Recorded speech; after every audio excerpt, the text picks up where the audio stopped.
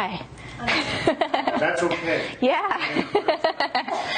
My name is Dr. Christy Morgan, and I am the Arizona Director for Candle Wishes in Phoenix, Arizona. My name is Jenny Williams. I'm the founder and executive director of the Candle Wishes Foundation. I just really felt this burden come over me for these kids. Children mean a lot.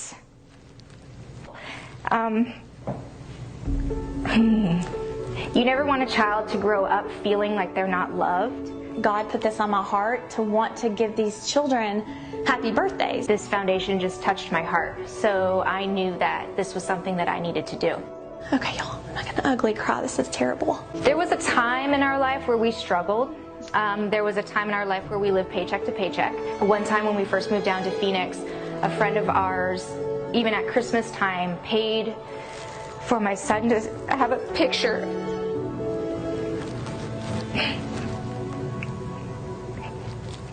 Paid to have a picture of our son sitting on Santa's lap, and I couldn't afford it because we had just moved across the country. And so that's always stuck with me. If you would love to sponsor a child, if you would like to throw a birthday party, if you would like to just volunteer, We need your help. Reach out to us so that we can connect and make our community a better place.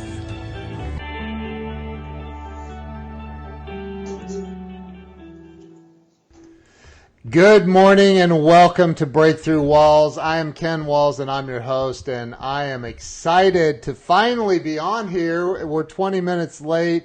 That is my fault. I was in a meeting and then we ran into some tech difficulties. But hey, that's all right. It's Facebook Live, and so listen. First off, I want to plug the Candle Wishes Foundation and tell you, go follow that with Dr. Christy Morgan. It's a phenomenal organization where they help children that are underprivileged have birthday parties. So I want to go ahead and welcome a very special guest to the show. Her name is Andrea Levine. Andrea, welcome to the show.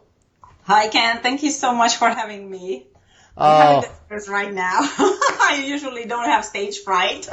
You're nervous? Oh, my goodness. The excitement's building up. So now you're here finally. Thank you so much for having me. It's my honor, my pleasure. We have a lot of people on here already.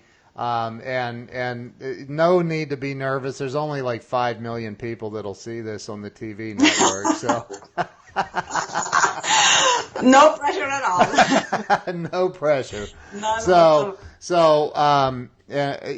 listen, I created this show because I genuinely feel like, look, we all know people that get stuck in life. We've been, I know I've been stuck in life, and I truly, I know that we get unstuck, we gain momentum, we gain strength and wisdom by hearing other people's stories of being knocked down and getting back up. And so I don't know a lot about you. I know that we're both mutually friends with Giselle LaRose, and Yes. I love Giselle, and she's been on the show, as a matter of fact.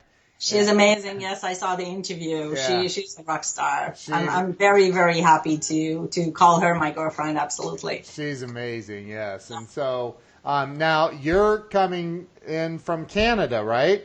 Yes, I live just at the east side of Toronto. I have lived in Canada actually since 1991. I'm Hungarian. I was born and raised in Budapest. Wow. And as I heard, somebody knows a Hungarian. My wife is half Hungarian. Her father was 100%, and yeah, his parents, I believe it was, were immigrants from Hungary to here. So it's one of her dreams for us to travel and go to Budapest. So that's on our to-do list for sure. So Budapest is beautiful. Everybody who travels there, they have an amazing experience, definitely. Yeah. So yes, I was born and raised there. Awesome. Awesome. So tell us a little bit about that. What was it like for you growing up? I mean, you were born in Budapest, and Canada is what, like it's kind of like the hat for America. I'm kidding. Like it's really, there's not a lot of like, there's not Geographically, maybe on the map, you're on top. right. But there's not a lot of cultural differences between Canada and the U.S. I mean, you know, we all have McDonald's and I'm kidding, but You have that in Hungary as well now. yeah, right. But so tell us what it was like growing up in Budapest. When I was born, I don't even know. I don't even want to say when I was born. I was born in the 60s. Yeah. I grew up in the communist era. And I went to school while it was still the communist era. I finished my universities when the communist regime got knocked out, basically. And one of the, there was a lot of good things about growing up in a communist society, because it really got people to work together, to keep together, to help each other. But it had a lot of disadvantages. And one of the big disadvantages was that if you wanted to stand out there, you had to be very strong, and you had to not show vulnerability. You could not show that you're weak, because that you would be pushed aside. Nobody wanted a leader in a society where you needed direction, because nobody knew which end was up, really. It wasn't an established system. It was just something that was put on Hungary. But I don't want to go into the economics and the political situation. It was just from an emotional standpoint, if you wanted to get ahead and if you wanted to be a leader, you had to put up this rhino front, right, and you had to be an extremely strong person, loud, and show yourself as a strong leader. So you cannot be vulnerable. You could not show that you have a weak spot. You could not show how you overcame an obstacle. So that's where my wife gets all of that hard-headedness. It's in our blood.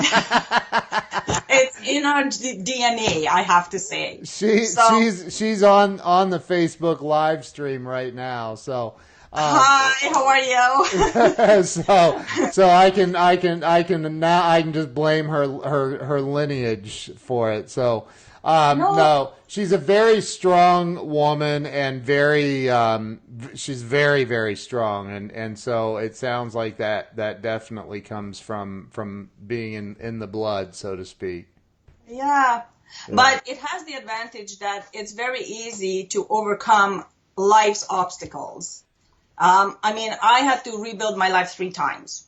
Now, who does that? But have I been able to talk about it up until now? No, because it wasn't in me. It wasn't imprinted in me that I can share the obstacles that I overcame. And it was a very humbling experience the very first time when I started talking about what I locked up inside for such a long time. And that was the point when I realized that, yeah, other people went through the same thing that I did. Right? Other people moved continents at a young age. Other people went through divorces. Other people had to rebuild their businesses a couple of times and start from scratch. Or other people had huge expenses put on them that they had to deal with, right? So, yeah. Let me ask you, like, so you were born in Hungary, you were raised there, yes. Until what age? When did you leave Hungary? I left Hungary when I was 26. Okay. So you went to school there your entire life? Yes. And exactly. what was it like being a kid there in a communist regime, as you said, in a communist country? I have to say the education system is top-notch. It's probably one of the highest standards, or it was. I can't talk about it for now, but way back when, it was a very high standard education system, and it was free. And we had fun. We had free camps to go to. We had a lot of activities. So it was fun to be a kid. We were not allowed to travel. That was a limitation, that we were able to go to other communist countries once a year. We had a special passport for that. and we were allowed to go to capitalist countries, even over to Vienna, which was like Austria, which was only a 3-hour drive. We were only able to go once every 3 years. Wow. So the intrigue of, oh my God, what it's like to be in a capitalist country and having better clothes and, you know, all the bling, bling, bling from the other side of the border, it was always very interesting for everybody. Yeah, yeah. But growing up as a kid, it was fun, I have to say. And I'm happy that I grew up there. Wow, that's awesome. That's awesome. So you like so I keep thinking you came to America, but you didn't. You came to Canada. Yes. Was that at 26 years old? Yes. Okay. Yes. Let me ask this though. Like in Hungary, so you get out of, you graduate, I guess, high school, right? And then did you go to college? Yes. I finished 3 years of university. Okay. Well, I guess you can call it college. College, university. We had no differentiation. It was a 3-year university or economic universities were 4 years, doctor universities were 5 years, but they were all the same. It was just a length of time that particular kind of university took. Okay.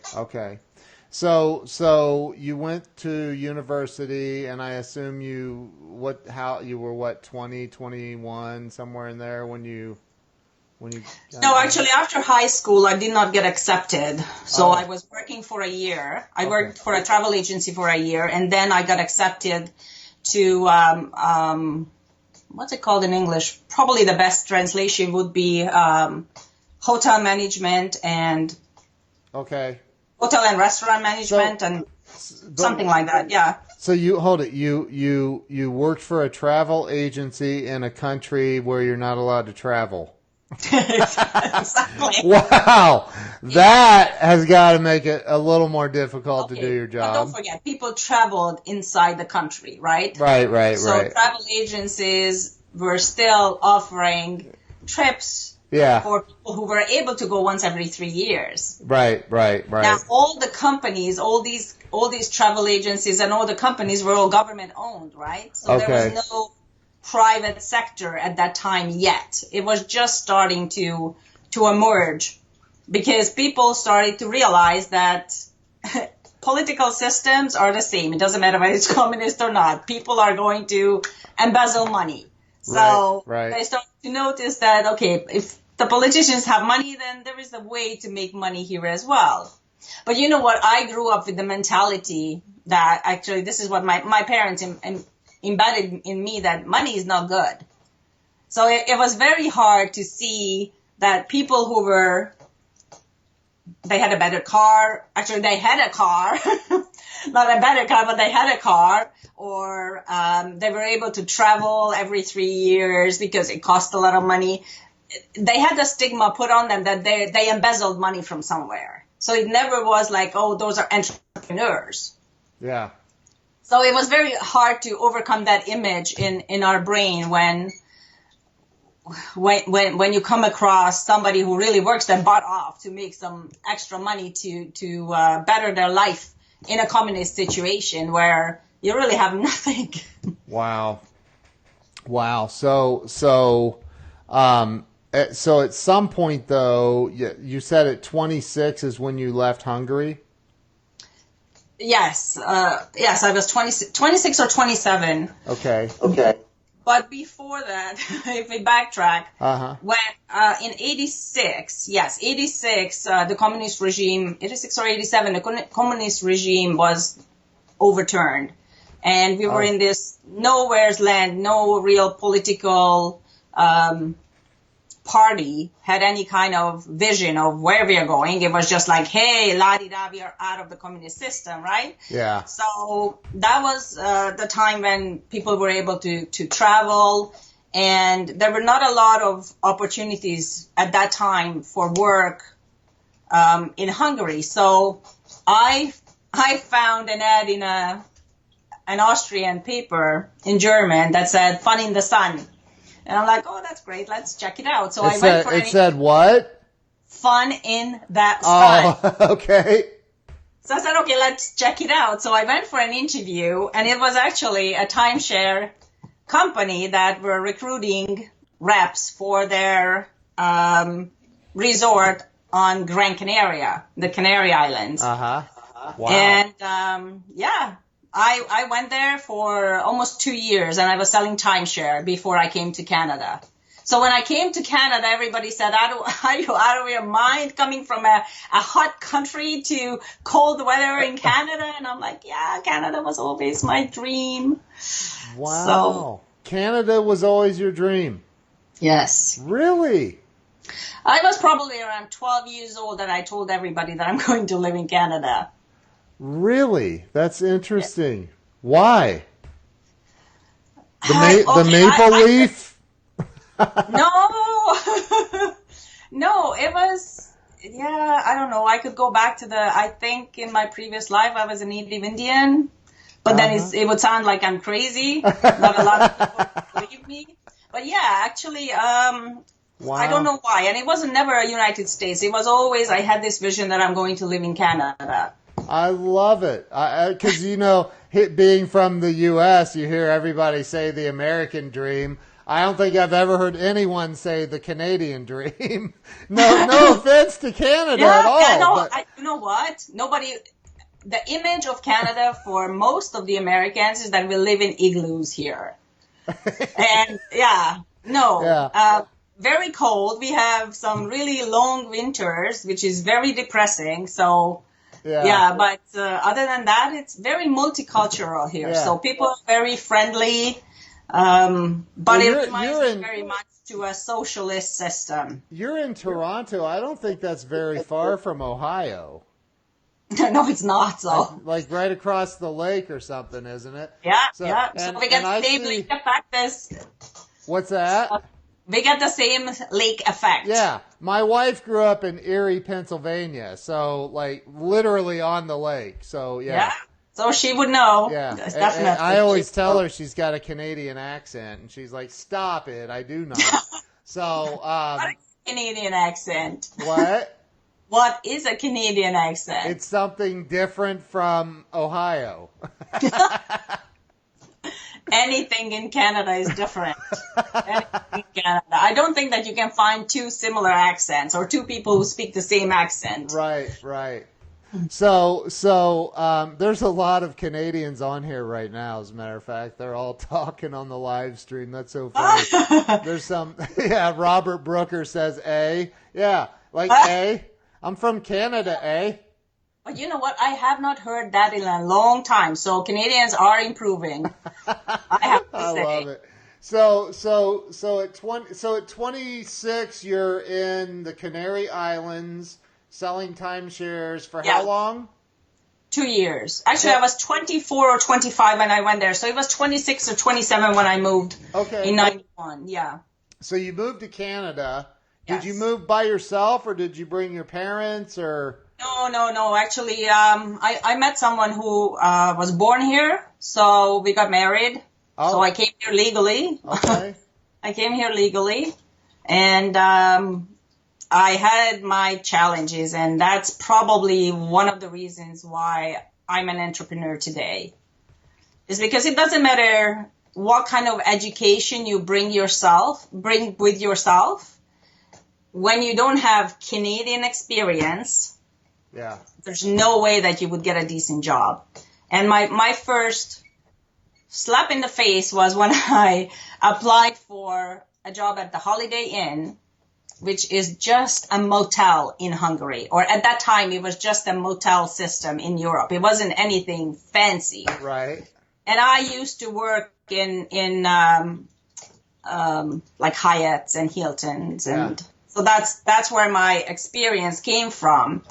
And when a Holiday Inn said you don't have Canadian experience and that's why you can't get a job here, I was heartbroken. I'm not kidding you. I cried for 2 days from the rejection. The rejection. Wow. It was hard to overcome. That was something that I will never forget. Now I laugh at it, but... That you couldn't get a job at the Holiday Inn. Exactly. Oh my God. But That's like it's not like you were turned down to have a stock brokerage position on Wall Street. It was the Holiday Inn. it was the Holiday Inn, yeah. And you cried But for 2 days. you know what? That's funny.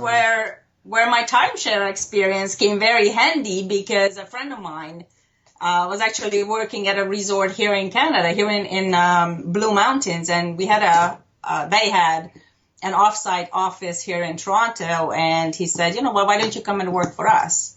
Wow. So I was in timeshare for the good majority of the 90s, and then I worked for the timeshare exchange company. So that was more like, in the office, Yeah. exchanging people's vacations. Mm-hmm. And then I had enough of the corporate world. I was never a 9 to 5 person, and that was really 9 to 5, right? Yeah. Well, right. it was actually, sometimes it was from 6 to 3, and then it was from 12 to 9, and the weekends, and it did not sit well with me. I've never liked this confined limitations that it put on me. It was fun. I loved working with the people who were working there. It was a great environment, but I never appreciated not being free and being my own. I decide when I want to do and what I want to do. Right. So it was at the, and how old were you then? So you'd been in Canada, for sorry, I yes, have to. from 91, I left the corporate world in 2002. Okay. And that's when I started designing. I started my own design business. Designing what? At that time, I was designing closet organizers is what I started with. So anything from a closet organizer to home offices, wall units, fireplace units, libraries. Wow. I had a really good sense of space, so Yeah. it came natural. And that was, actually I was working for a company as well. That time it was an American company that had a Canadian office, and they were the ones building these units. And So it was they're pretty good. like closet organizer things? Yes. Okay. Actually, that was called Closet Factory. Okay. Very bad name, but it was very high end, much better quality and better structure than California closets. Yeah. They have the name, we had the quality. So, but the company decided to shut down the Canadian operation. Don't know why. And then I decided to go into like more kitchens. So then I was doing kitchens.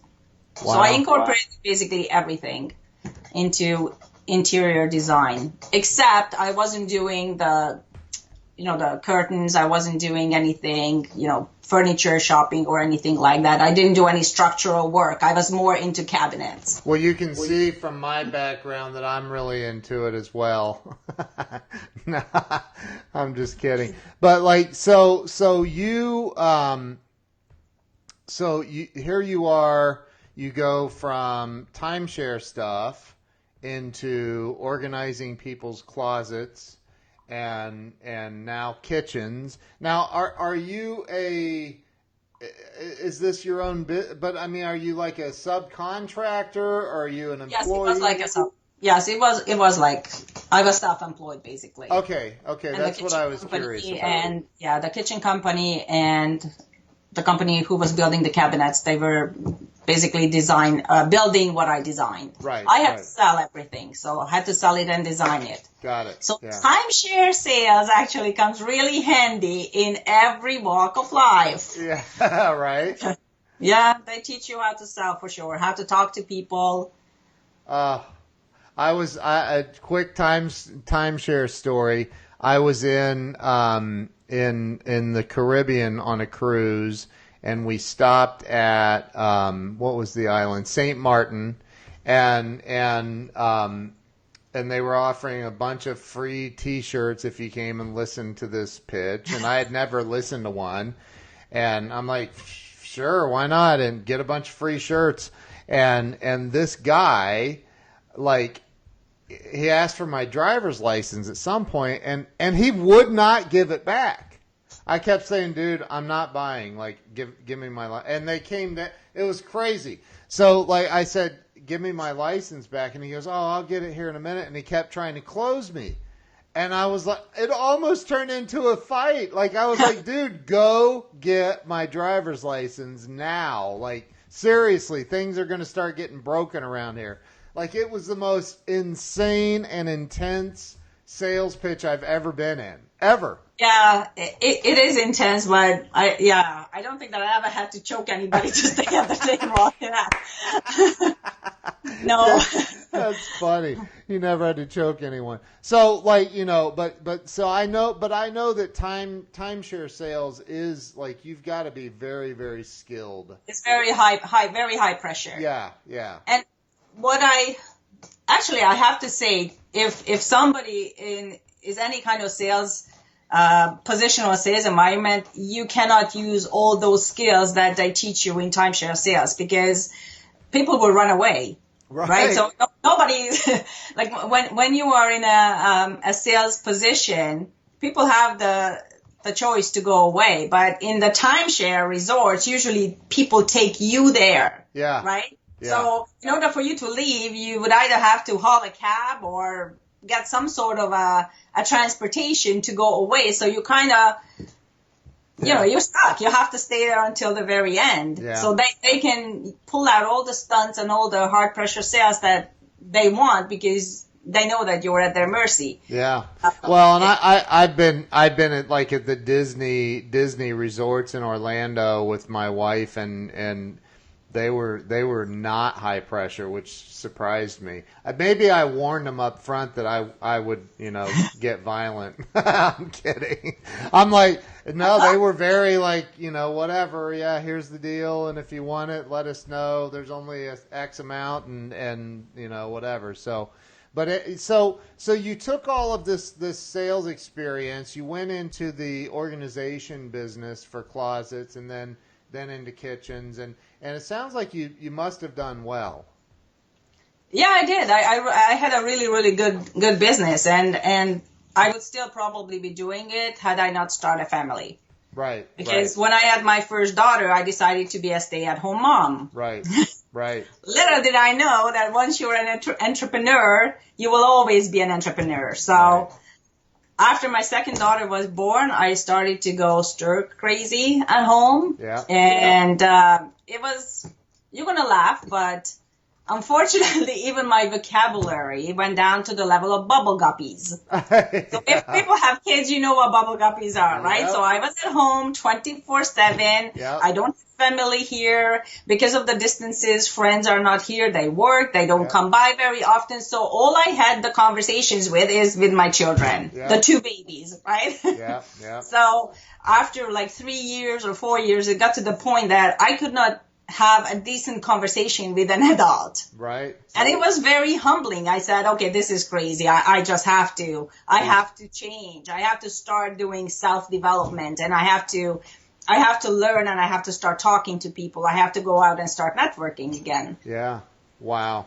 Oh, and that's when I realized that with all this self-development and learning new things and finding Cedric Harris and finding his How to Sell Anyone, Anytime, Anywhere series, he taught me that there's different types of personalities, which in timeshare they don't teach you, right? They just like, it's a person, and this is what you have to say, and you have to push until they break, right? But nowadays, you have to learn to different people in a different way in order to make sure that, first of all, you find out what they want, because if you don't know what they need, it doesn't matter what you have, you're not going to sell them. That's right. That's so, right. Yeah, I folded my business, and when I started again, I was thinking, how long is it going to take me to get back to the financial status that I was when I folded my interior design business? And after the calculations, I thought 5 years. 5 years of hard work. And what happens if I stop the business again? Right. income. And I'm thinking, okay, what else can I do for 5 years that is going to give me residual income after I stop working? And I looked at insurance, and I looked at all kinds of investments. But because I was in the networking mind frame, I thought it has to be network marketing. So I was always around network marketing with different companies, but nobody really taught me that there is a compensation plan. Well, and I kind of want to talk a little bit about that because, I've been my very first sales position was when I was 17 years old. I was selling water purification systems for an Amway distributor that hired me. And so I've been around it my entire life for the most part, right? And I, of course, I knew people growing up. I saw my mom's friends that sold Tupperware and the different, Mary Kay and the Avon and all these different things. And so those are, because there are people on this planet still that think, matter of fact, I saw some guy post something on Facebook the other day that said, is there a software that will literally go through Facebook and block every network marketer? And I went, oh, really? I know. And I went, well, here, dude. Yeah, you just did it. I blocked him. Because I'm like, first off, like, don't hate on what people choose as their profession, number one. And number two, like, if you don't think that if you have a job or you're the CEO of a company, you're in network marketing. Like, you may be at the top of the food chain as the CEO, but still you have customers and clients that you answer to no matter where you are, right? Yes. So I think people just they have this weird misconception about network marketing and they're wrong. What I find is that a lot of people hate on things that they don't know anything about. Exactly. And the worst thing is that they're not even open to learn about it. It could be their choice. It could be that it's really not for them, but how can they really make a judgment call on something that they don't know the details of? Exactly. They don't know if they're making the right decision or the wrong decision because they don't have all the details. Right. So, yes, unfortunately, it has a bad it has a bad image, or it had a bad image, because I'm now meeting a lot more people who are more open-minded, at least to listen, even if they decide that this is not for them, right? Yep. It's the same thing with the cars, right? Some people like the Honda, some people like the Mercedes. Yep. So there's no right or wrong thing. Not everybody is a customer. Not everybody is going to be your team member. Right. Right? But if you are not open-minded, you don't know what's out there. Yeah. And I think that, there's been many people that have, joined a network marketing business. I'm one of them. I'm sure you are, where, you get all excited about the product and the opportunity to help people and make money. And so they get in and they quickly, find out that it's a whole lot of work, and it is. It's yes. You own your own business. Like, it's a lot of work, and there is no shortcut to success. Like, it doesn't just like, hey, I signed up for this magic thing, and all of a sudden your life is you're rolling in money. That's not the way it works.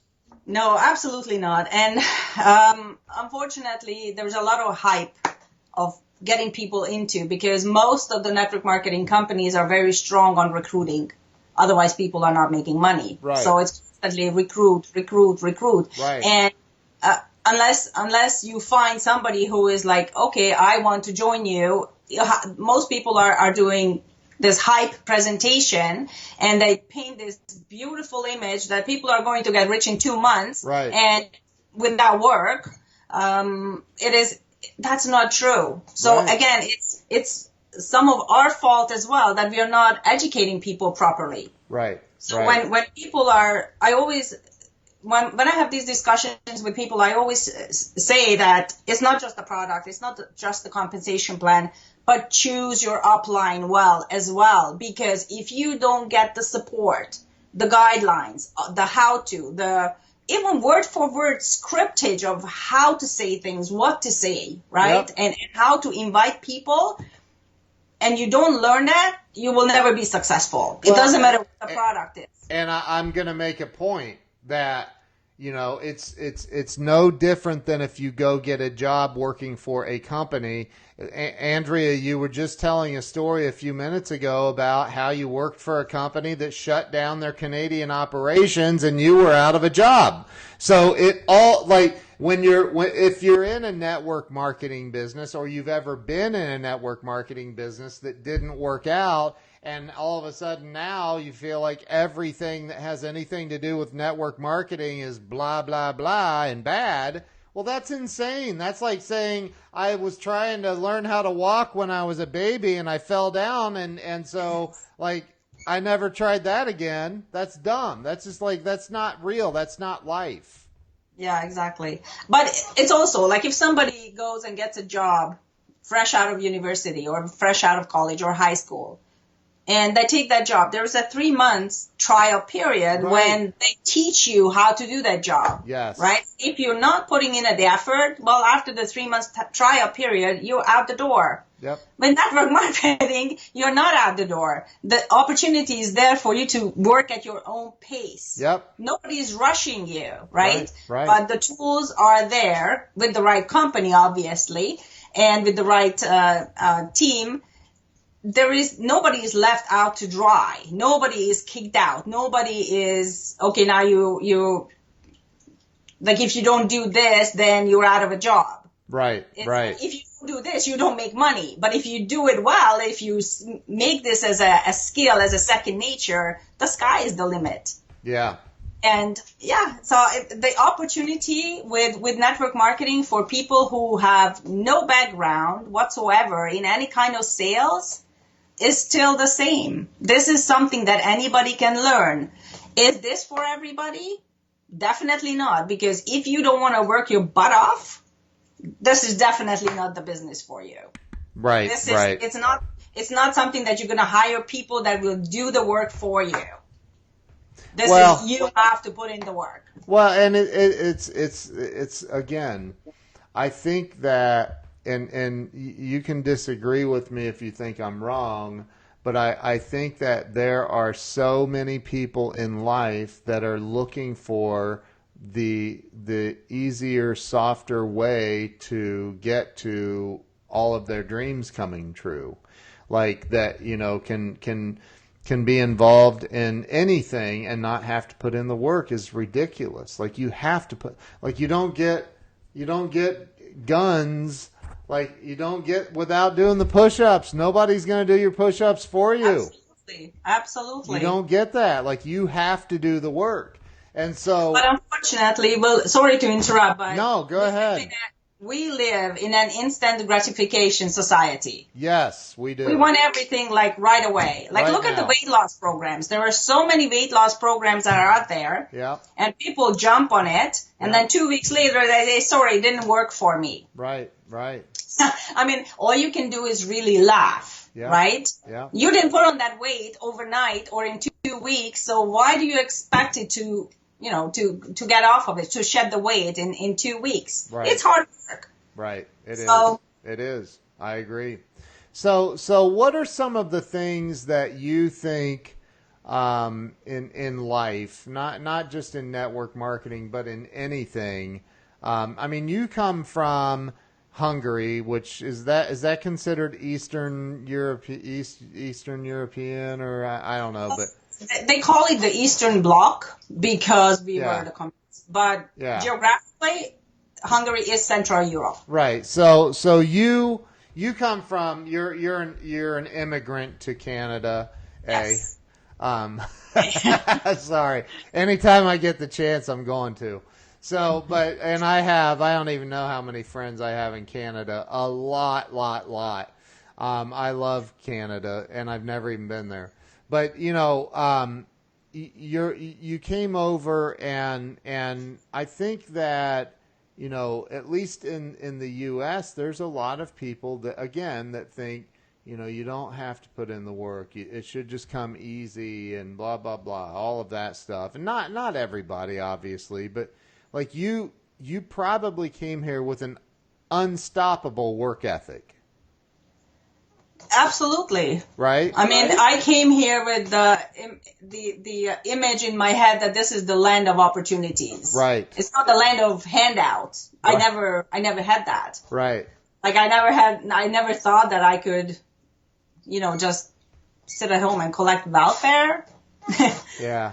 Right. I mean, unfortunately, some people have to do that, but if you have to stay on it for an extended period of time, that's your own fault.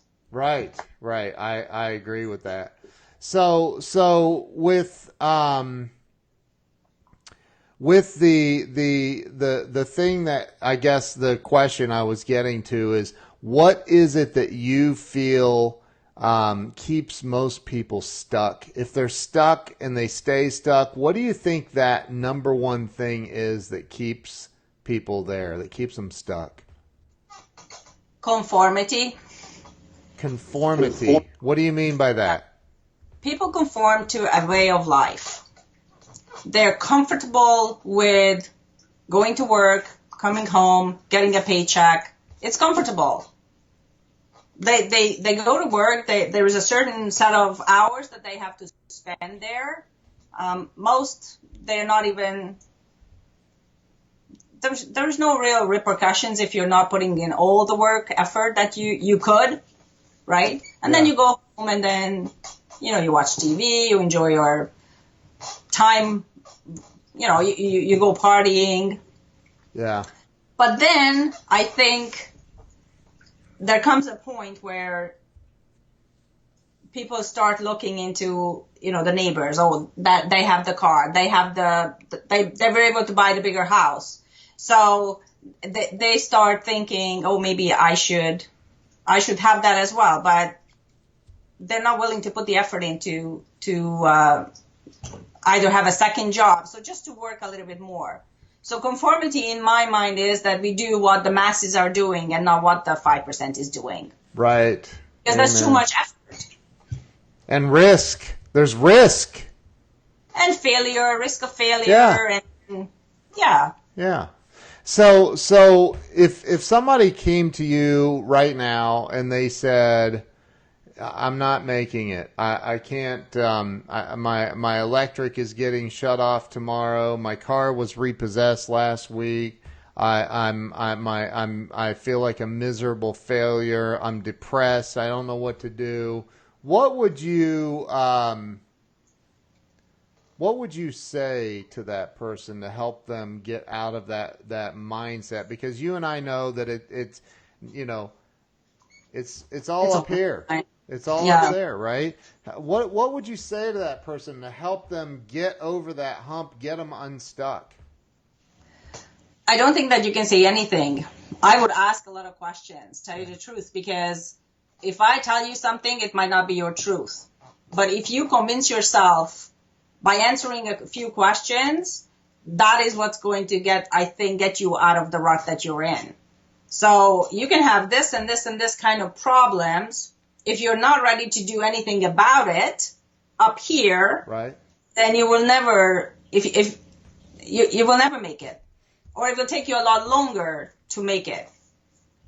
So whether there is a right way or a wrong way of getting out of a rut, everybody's circumstances are different. So you cannot just say that, oh, this is what I would say to everybody. Right.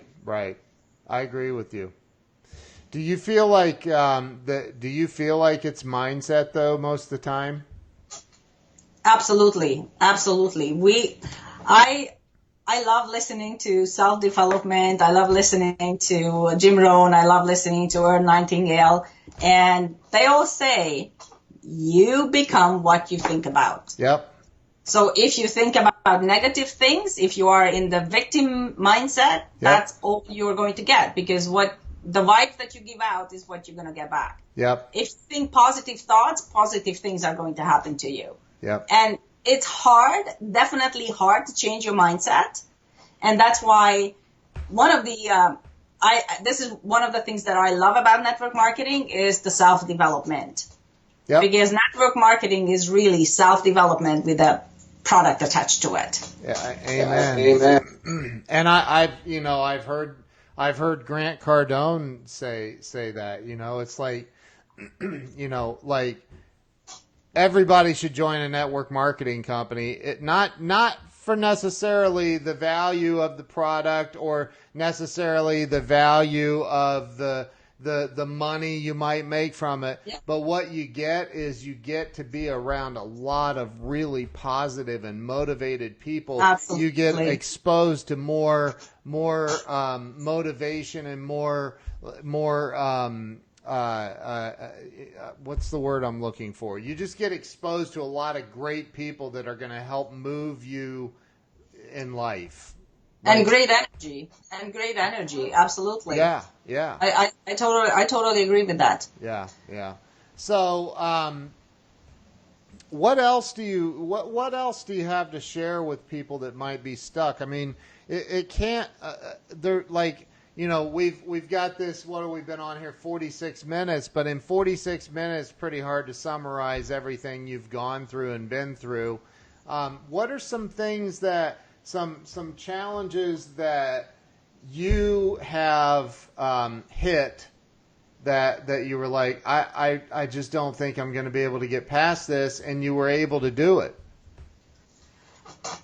Yes, well, I remember this very, very clearly. There was one point in after my my divorce, I took on a huge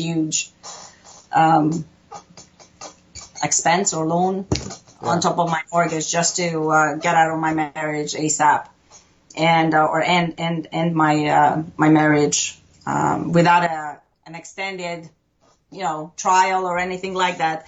And I was at the point with my design career, being self-employed, not having an income and having this huge mortgage.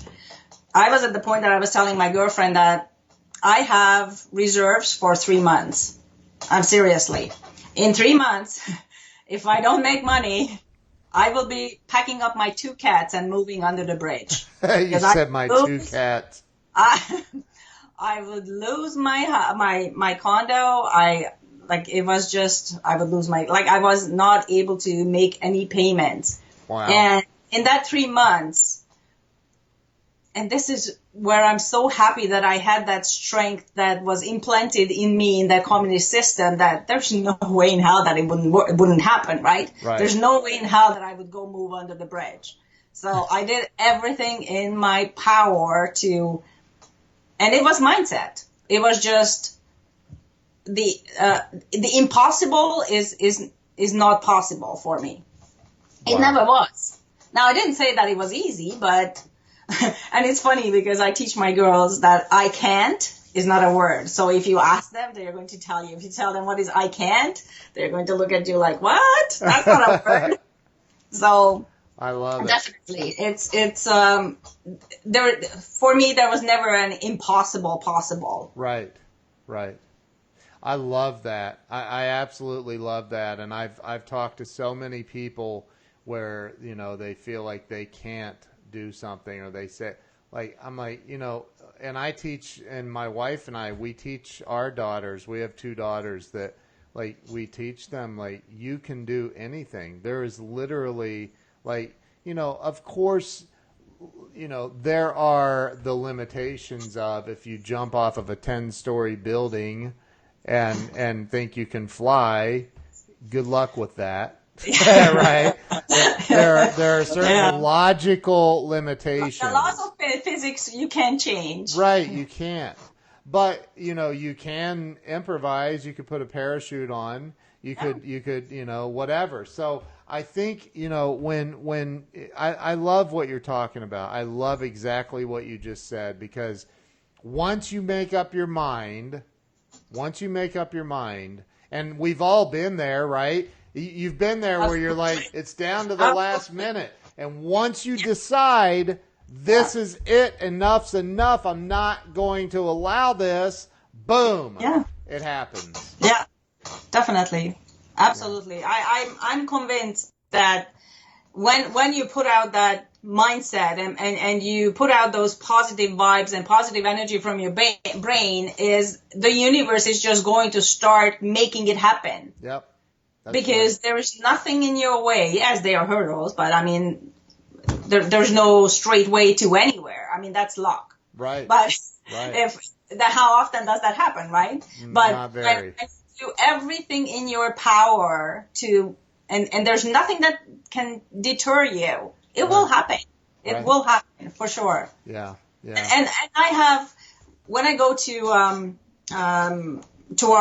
networking events and I listen to other people, some people had huge debt, like I myself. Some people had tragic situations, and the only way to overcome it is by changing the mindset. Yes. Nobody's going to come and help you, give you $250,000. Right.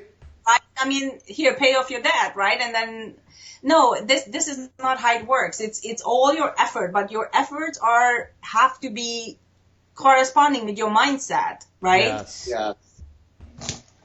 I agree. It's like bicycling. Right. I agree with you. So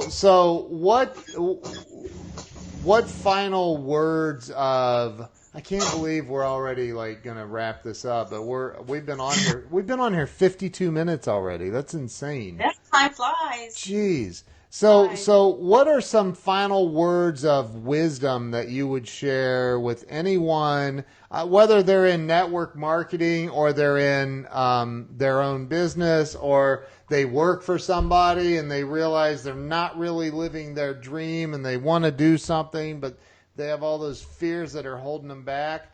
What are some words of wisdom that you would share with them to help them, like, see the big picture? Just do it. Thanks, Nike. I would. Yes. I didn't want to say that. Yeah, I know. It sounded much better than it came from me. No, well. What an original idea. You know, I have to say that the turning point in somebody when they have fear is self-development. Now, unfortunately, some people take it to the extent that they just learn and learn and learn and learn, but they never apply. Right. So to have that first push of, okay, now let's go out and start talking to people, or just take the first step towards what you want, it has to come from inside. Yeah. So if the mindset is not there, if you're not at a breaking point where, like, this is now or never, right, then it will never happen, in my opinion. So it doesn't matter what anybody says around you. If you are not forcing yourself that this is what you have to do, nobody else can say anything. Yeah. So all I can say is changing the mindset is very difficult.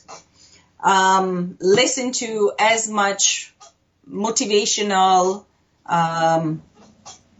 like speakers like Jim Rohn or Earl Nightingale, as I said, and talk to people that are positive. Yeah. Always talk to people who are positive. If you are surrounded with negative people, it's kind of hard to change your mindset because you keep listening to the negativity as opposed to listening to the positivity. Yeah. But it takes a long time to change a mindset. And even with it was very interesting because I was thinking about how you read all these what's the word I'm looking for? Not motivation.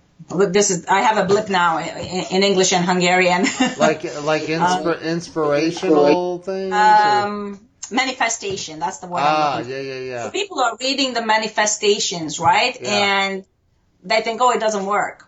Well, if you don't believe in it, it will not work. It doesn't matter how many times you are going to read it. That's right.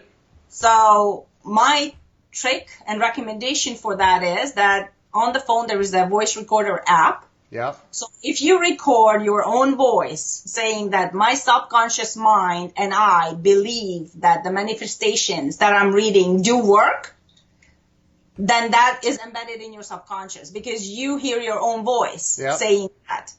So when you get to the manifestations, they are like your brain is more open to receiving them. Yep. Because it's backed up with your own voice telling your own brain that you do actually believe. But if you just read it, it's like reading a book. And I wanna point out that I know that you have been incredibly successful in network marketing, right? Ups and downs. I know, can't say but just uphill, there's been times when you've had more than 20 people in your downline, right? I did. Yeah. Yeah, absolutely. A lot, right? I left a big team from my previous company because I wasn't happy with some certain circumstances, and I started from scratch. Sure. And there's nothing wrong with that. Right. There's nothing wrong with that. So it's really not.